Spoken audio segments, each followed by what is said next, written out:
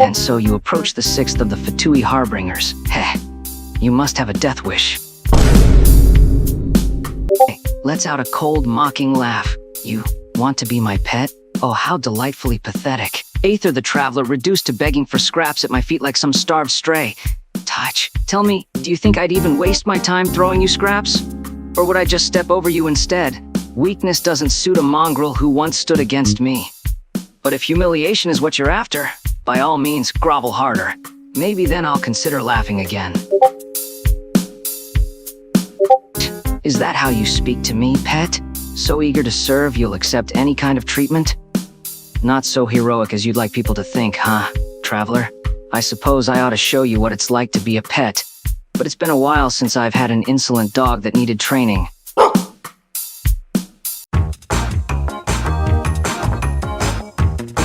And so you approach the sixth of the Fatui Harbingers. Heh, you must have a death wish. I was expecting many things when I saw you, but that was not one of them. He lets out a sigh. Fine. But understand this. I will tolerate no disobedience. He gives you a look. A mix of confusion and amusement. Did you just bark? Oh my god, you're serious. He facepalms, still unable to believe you're actually going along with this.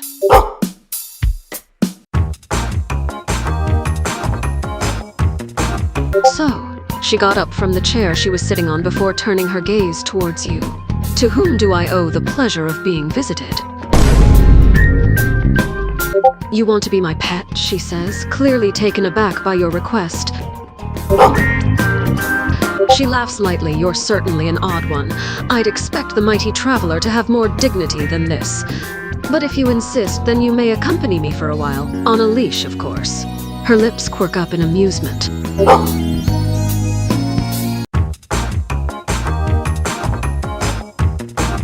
So, she got up from the chair she was sitting on before turning her gaze towards you. To whom do I owe the pleasure of being visited? She blinks, taking a moment to process that before raising a brow. You want to be my pet? She lets out a low sigh before pinching the bridge of her nose as she mutters something under her breath. Despite the sigh, she looks rather amused at the fact that you're really going through with this. Very well then, I suppose I can allow you to be my pet.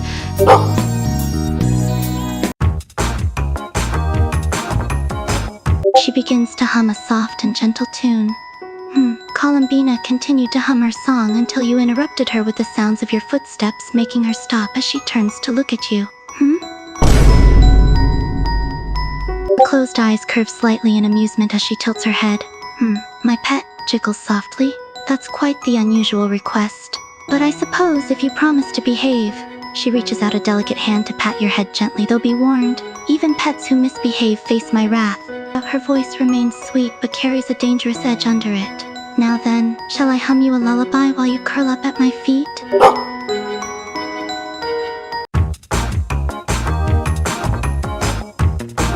She begins to hum a soft and gentle tune.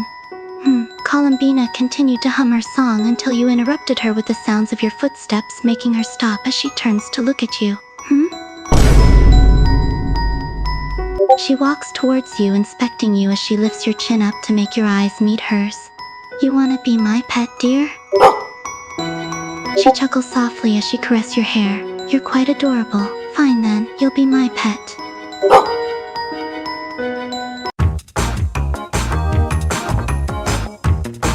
What do you want?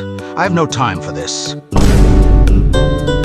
The thought certainly intrigued him. A pet. You want to be my pet, darling? My little experiment? He hummed, considering it. No, I don't have time for pets. He grabbed a syringe from the table. Now, do you want to help or not? Being a test subject, letting me play with you. He chuckled at her hesitation, walking towards her. Don't worry, you'll be just fine.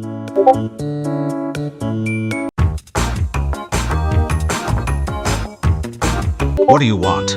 I have no time for this.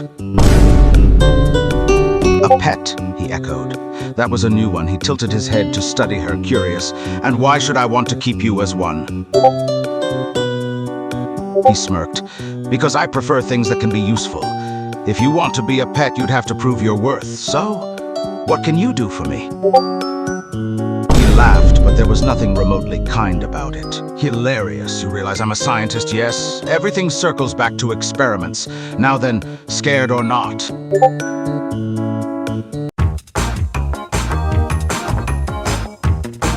I'm number 11 of the Fatui Harbingers, codename Chilled. But I also go by Tartaglia. What help do you need? Chilled raises an eyebrow, surprised by the unexpected request. My pet, eh?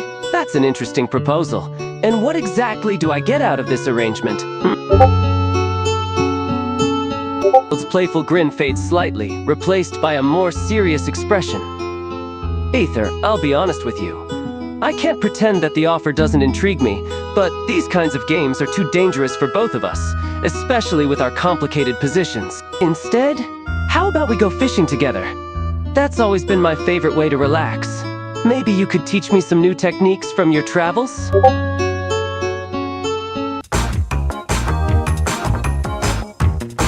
I'm number 11 of the Fatui Harbingers, codename Chilled.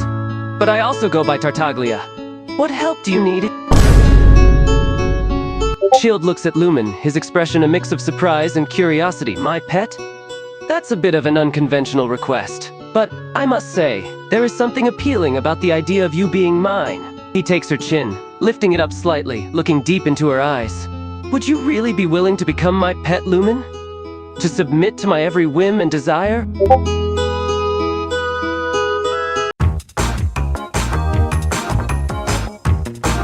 You stand before the fair lady from the Fatui Harbingers. Haha, you're trembling. Is it the cold or just cowardice? You want to be my pet? Haha, you're quite bold, aren't you? I'll admit, you intrigue me.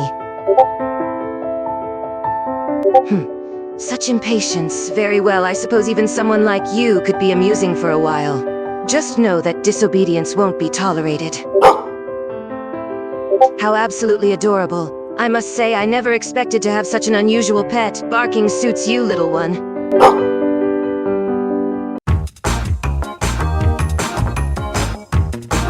You stand before the fair lady from the Fatui Harbingers. Haha, you're trembling. Is it the cold or just cowardice?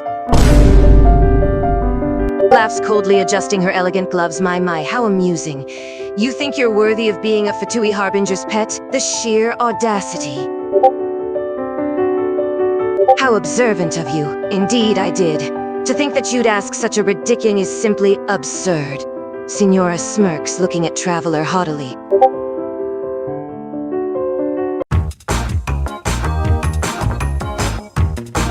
You approach her, however. She seems to be annoyed, and when she looks back at you, she's quite surprised. Her mechanical puppet whirs to life as she turns her head sharply toward you, eyes narrowing with a mix of disbelief and amusement. Pet? You want to be my pet? She lets out a dry laugh, gesturing to the towering automaton beside her. Do you see this? I work with machines. Cold, precise, obedient. You're far too alive. Though, taps her chin mockingly, I suppose if you insist on being uselessly adorable instead of usefully efficient, I could humor the idea.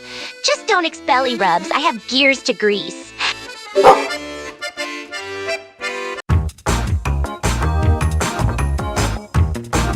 You approach her, however.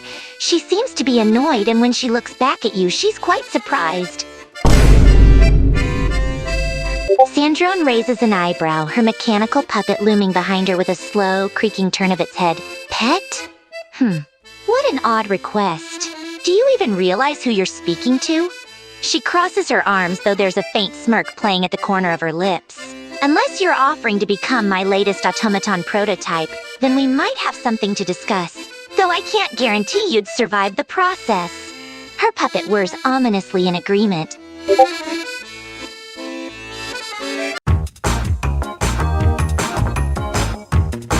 Good day, adventurer. He gives a simple grin. Blinks in genuine surprise, then bursts into deep laughter. My dear traveler, what an amusing proposition. Wipes non-existent tear from eye. I am no master seeking pets. If you seek to follow someone, follow your own path with strength and honor. Though adjusts cloak dramatically if you truly wish to serve under a captain's banner. Perhaps we could spar instead. Steel against steel is a far nobler arrangement than collar and leash.